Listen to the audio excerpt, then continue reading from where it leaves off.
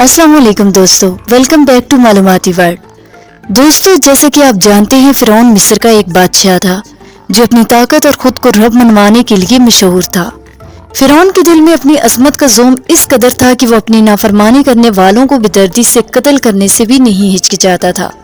اس بادشاہ کی ایک اکلوتی بیٹی تھی جس کا نام تاریخ میں سکوٹیا کے نام سے جانا جاتا ہے۔ تاریخ کے مطابق اس کی قبر مصر سے لاکھوں میل دور آئرلینڈ کے ایک چھوٹے قصبے ٹرالی میں واقع ہے۔ ناظرین، یہاں یہ سوال اٹھتا ہے کہ فرعون کی اکلوتی بیٹی سکوٹیا مصر سے اتنی دور آئرلینڈ کی وادی میں کیسے پہنچی؟ آج ہم آپ کو یہ بھی بتائیں گے کہ جب فرعون کی بیٹی بیمار ہوئی تو اسے حضرت موسیٰ علیہ السلام کی ایک رال سے تندرستگی نصیب ہوئی۔ ٹرالی کی وادی صدیوں پرانی کہانیوں کا گہوارہ ہے جو آئرلینڈ کے لوگوں میں نسل در نسل منتقل ہوتی رہی ہیں۔ یہ کہانیاں سکوٹیا نامی فرعون کی بیٹی سے جڑی ہے جو اپنے دور کی ایک طاقتور ترین حکمران تھی۔ اس وادی میں صرف اس کی قبر نہیں بلکہ یہاں ایک بڑی جنگ بھی لڑی گئی تھی جو سکوٹیا اور مقامی لوگوں کے درمیان ہوئی۔ سکوٹیا اور اس کے حامی جدید ہتھیاروں سے لیس تھے اور بہترین حکمت عملی رکھتے تھے جس کی وجہ سے وہ جنگ جیت گئے اور اس علاقے کو اپنا مسکن بنا لیا۔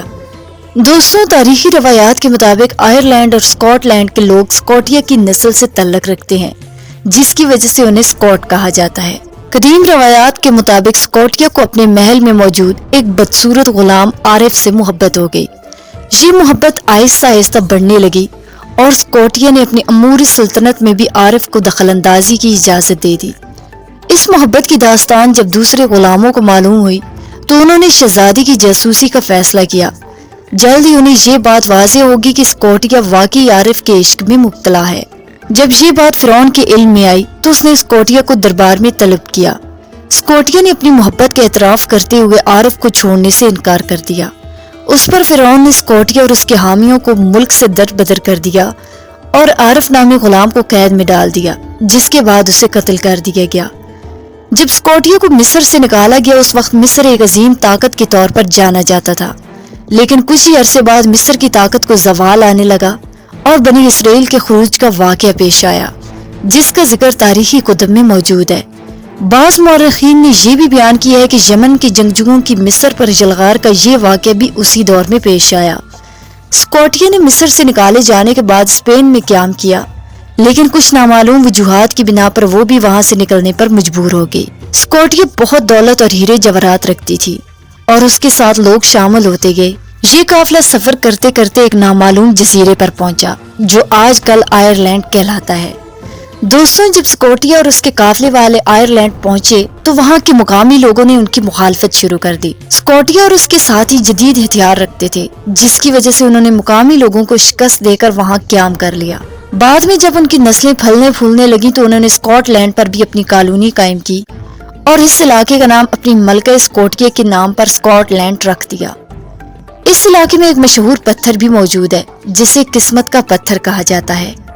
اس پتھر کے بارے میں لوگوں کا ماننا ہے کہ یہ سکوٹیا کی ملکیت ہے۔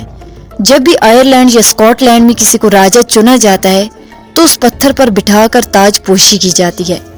یہ پتھر اتنا قیمتی سمجھا جاتا ہے کہ اس کے لیے کئی جنگیں بھی لڑی جا چکی ہیں۔ ناظرین، سکوٹیا کی کہانی کے ساتھ ساتھ ایک اور دلچسپ واقعہ بھی جڑا ہوا ہے۔ ایک دفعہ فرعون کی بیٹی شدید بیمار ہو گئی۔ بے شمار معالج اس کا علاج کرنے کے لیے آئے لیکن کوئی بھی اس کی بیماری کا علاج کرنے میں کامیاب نہ ہو سکا۔ آخرکار فرعون نے پوری سلطنت میں اعلان کیا کہ جو کوئی اس کی بیٹی کو صحتیاب کرنے میں کامیاب ہوگا اسے بڑے انعام سے نوازا جائے گا، لیکن پھر بھی کوئی حکیم اس کی بیماری کا علاج نہ کر سکا۔ آخرکار کاہنوں نے فرعون کو بتایا کہ ایک بچہ دریائے نیل کو پار کر کے آئے گا اور اپنی رال سے اس لڑکی کا علاج کرے گا۔ اس کے بعد فرعون اور اس کی بیوی آسیہ اس واقعے کا انتظار کرنے لگے۔ ایک دن جب فرعون اور آسیہ دریائے نیل کے کنارے بیٹھے ہوئے تھے انہیں پانی میں تیرتا ہوا ایک صندوق نظر آیا۔ فرعون نے ملازمین کو حکم دیا کہ اس صندوق کو پانی سے باہر نکالیں۔ جب ملازمین نے صندوق کو باہر نکالا تو کسی کو بھی اسے کھولنے کی جرت نہ ہوئی۔ آخرکار فرعون نے خود صندوق کھولا اور دیکھا کہ اس کے اندر ایک مہتاب چمکتا ہوا بچہ ہے۔ حضرت موسیٰ علیہ السلام کے چہرے سے ایک نور کی کرن پھوٹی جس نے آسیہ کا دل منور کر دیا۔ اس نے اس بچے کو اپنے گھر لا کر پرورش شروع کر دی۔ یہ وہ فرعون تھا جو اپنے تخت کی خاطر ہزاروں بچوں کو قتل کر چکا تھا، لیکن اللہ نے حضرت موسیٰ علیہ السلام کو اسی فرعون کے گھر میں پالنا شروع کر دیا۔ حضرت موسیٰ علیہ السلام نے کسی بھی دودھ پلانے والی کا دودھ قبول نہیں کیا۔ آخر کار حضرت موسیٰ علیہ السلام کی بہن کی رہنمائی پر حضرت موسیٰ علیہ السلام کی والدہ کو محل میں بلایا گیا۔ جب حضرت موسیٰ علیہ السلام کی والدہ نے اپنا دودھ پلانا چاہا تو فوراً حضرت موسیٰ علیہ السلام نے اپنی والدہ کا دودھ قبول کر لیا۔ اسی دوران فرعون کو یہ خیال آیا کہ شاید یہی وہ بچہ ہے جس کے منہ کی رال سے اس کی بیٹی صحتیاب ہوگی۔ چنانچہ فرعون نے حضرت موسیٰ علیہ السلام کے منہ کی رال اپنی بیٹی کے جسم پر لگائی، جس سے معجزاتی طور پر سکوٹیا صحتیاب ہو گئی۔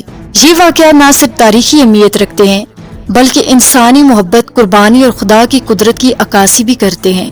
دوستوں، اگر آپ کو یہ ویڈیو پسند آئی ہے تو اسے لائک کریں، اپنے دوستوں کے ساتھ شیئر کریں اور کامنٹس میں اپنی رائے کا اظہار ضرور کریں۔ نیز چینل پر آنے والے نئے دوستوں سے درخواست ہے کہ اگر انہوں نے ابھی تک ہمارے چینل سبسکرائب نہیں کیا تو سبسکرائب کریں اور ساتھ موجود گھنٹی کے بٹن کو بھی دبائیں تاکہ آپ کو علمی، ادبی اور تاریخی ویڈیوز کی نوٹیفیکیشنز باقاعدگی سے ملتی رہیں۔ جلد ہی حاضر ہوں گی ایک نئی معلوماتی ویڈیو کے ساتھ، تب تک اپنا اور اپنے پیاروں کا خیال رکھیں۔